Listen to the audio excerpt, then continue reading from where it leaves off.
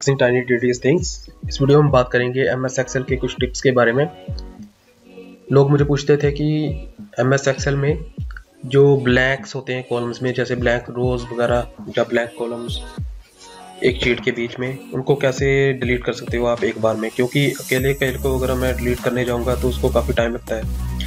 जैसे मैं अभी आपको बताता हूँ, ये देखिए जो ब्लैंक्स है, ये इतनी बड़ी क्लिक शीट है, काफ़ी एंट्रीज हैं। अगर एक एक को मैं जाके डिलीट करने जाऊंगा तो काफ़ी टाइम कंज्यूम हो जाएगा।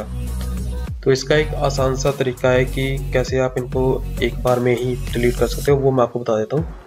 आपको कॉलम चलो जहाँ पे भी आपको ये मिलती है एंट्रीज, वो सिलेक्ट करना है। जैसे कि ये एक कॉलम है तो मैंने इसको सिलेक्ट कर लिया है।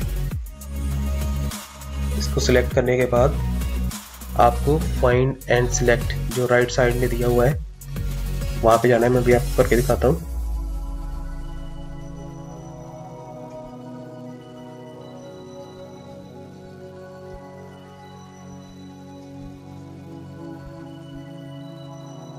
ये देखिए फाइंड एंड सिलेक्ट पे जाकर गो टू स्पेशल पे जाएंगे आप।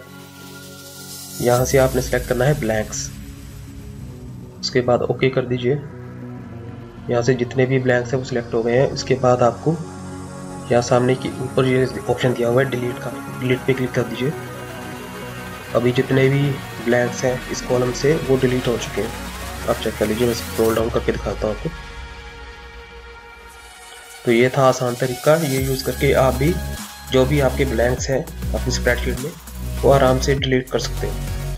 नेक्स्ट वीडियो में हम बात करेंगे कि डुप्लीकेट एंट्रीज कैसे डिलीट कर सकते हैं MS एक्सेल में। Thank you.